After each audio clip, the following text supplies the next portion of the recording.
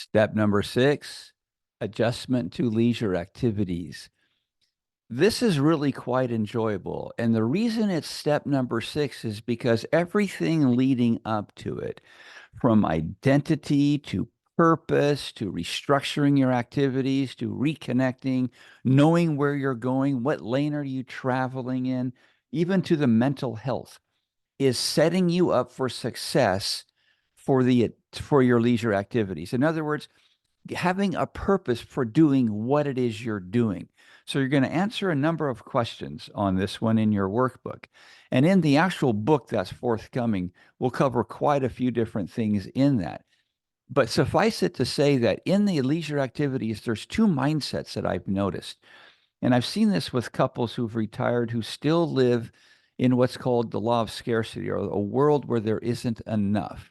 So let me define the difference between the law of scarcity and the law of abundance. In scarcity, and by the way, this is called a false narrative. And there will be a video. If you haven't already seen it, there's a video on the false narrative and why we tell ourselves things that are not true. So people who either come from parents or lived in part of the Depression, typically at this point in time, it'll be people whose parents were raised in the Depression. My grandparents were. They believe that there's a zero-sum game in the world. Resources are finite, and it's a stark contrast to the boundless wants and needs of who we are, our society, our friends, our loved ones, just people in general. The law of scarcity means if you get something, I don't. And there's never enough. And so, because there's never enough, that's the opposite of wealth. Wealth is having enough time. Well, in the law of scarcity, I've got to be busy. I got to get things done. I grew up in that environment. I know how agitating or irritating that is. That's not an agitation. That's an irritation. And so I know what that's like. I know what it's like for my mom to go through it, my grandma to go through it. They taught it to me. I used to think that I was productive if I was just busy. Well, I know differently now because I'm living in a law of scarcity, and it impacts the way we do our travels, our play, our time with people. My mother, just a quick story. We are at a family reunion because she needs to be busy, right? So I've got all my children and my brother's children, my sister's children. There's just a flock of us. And we were playing inside of this gym. We'd rented a church and we were playing inside the gym. We played most of the morning in the gym, and now we went outside to play football.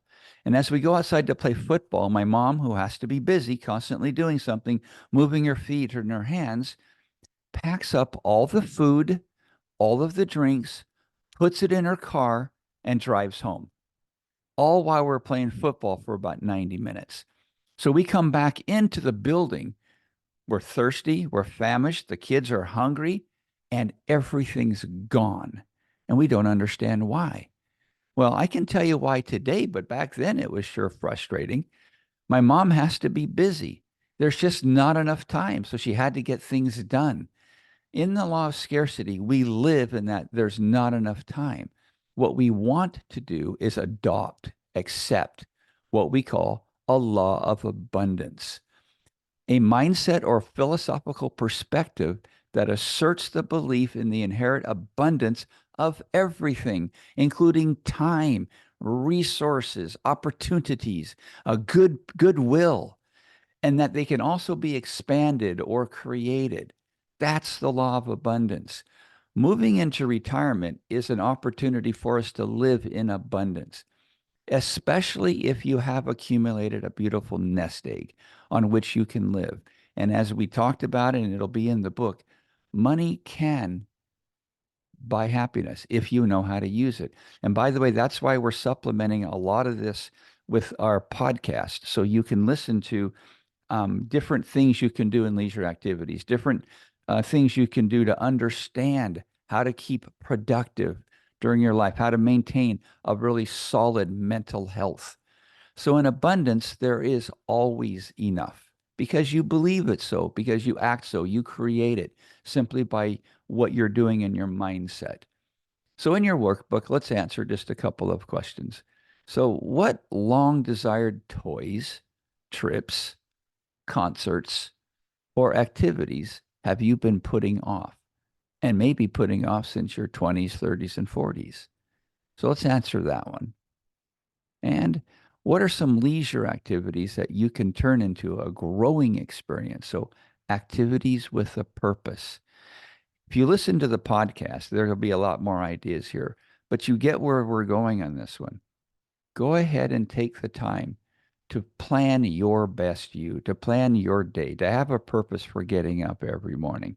Only then do you start living in that world of what we call abundance. Okay, we'll talk to you in the next video, and it's going to be on financial planning. Keep in mind, no products. I'm just going to give you an overview of the concept, and we'll go from there. All right, see you soon.